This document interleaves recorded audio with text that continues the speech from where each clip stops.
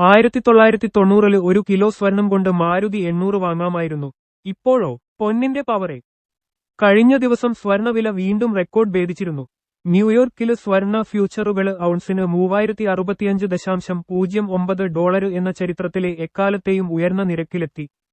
ഇന്ത്യയില് 24 കാരറ്റ് സ്വർണത്തിന്റെ വില 10 ഗ്രാമിന് 90,450 രൂപയായും 22 കാരറ്റ് സ്വർണത്തിന്റെ വില 10 ഗ്രാമിന് 82,910 രൂപയായും ഉയർന്നു.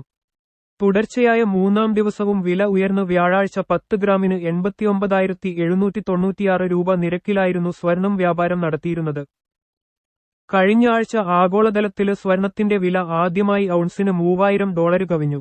സാമ്പത്തിക അനിശ്ചിതത്വത്തിന്റെ സമയത്ത് നിക്ഷേപകര് ഓഹരികള് പോലുള്ള അസ്ഥിരമായ ആസ്തികളില് നിന്ന് സ്വർണത്തിലേക്ക് തിരിഞ്ഞുകൊണ്ടിരിക്കുകയാണ്. അതിനാല് തന്നെ സുരക്ഷിതമായ ആസ്തി എന്ന ഖ്യാതി സ്വർണം ഓരോ ദിവസവും മെച്ചപ്പെടുത്തുകയാണ്. സാമ്പത്തിക ആസൂത്രകനും സെബിയില് രജിസ്റ്റർ ചെയ്ത ഗവേഷണ വിശകലന വിദഗ്ധനുമായ AK മന്ദന് സ്വർണ നിക്ഷേപം എല്ലായ്പ്പോഴും മികച്ച വരുമാനം നൽകിയിട്ടുണ്ടെന്ന് സാക്ഷ്യപ്പെടുത്തുന്നു. 1990-ല് 1 കിലോ സ്വർണത്തിന്റെ വില മാരുതി 800-ന്റെ വിലയ്ക്ക് തുല്യമായിരുന്നുവെന്ന് അദ്ദേഹം അഭിപ്രായപ്പെട്ടു. 2000-ല് 1 കിലോ സ്വർണം മാരുതി എസ്റ്റീമിന് തുല്യമായിരുന്നു. 2005-ല് അത് ടാറ്റ ഇന്നോവയ്ക്ക് തുല്യമായിരുന്നു 1 കിലോ സ്വർണത്തിന്റെ വില.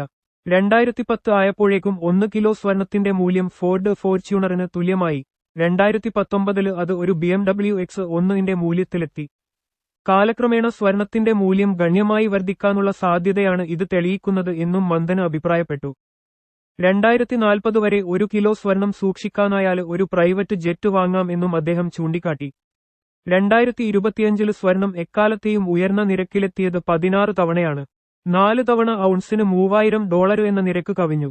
വിപണിയിലെ അനിശ്ചിതത്വങ്ങള്, ഭൂരാഷ്ട്രീയ സംഘർഷങ്ങള്, US ഡോളറിന്റെ മൂല്യം കുറയുന്നത്, പ്രതീക്ഷിക്കുന്ന പലിശ നിരക്ക് കുറക്കല് എന്നിവ കാരണം സ്വർണവില ഉയർന്നു തന്നെ നിൽക്കുകയാണ്.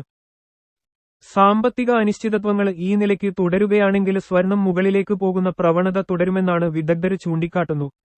കഴിഞ്ഞ 20 വർഷത്തിനിടയില് S&P 500 സൂചികയിലെ 11% ഓഹരികൾക്ക് മാത്രമേ സ്വർണത്തേക്കാള് മികച്ച പ്രകടനം കാഴ്ചവെക്കാന് കഴിഞ്ഞിട്ടുള്ളൂ. യുകെയിലും ജപ്പാനിലും ഇത് വെറും 1% മാത്രമാണ്.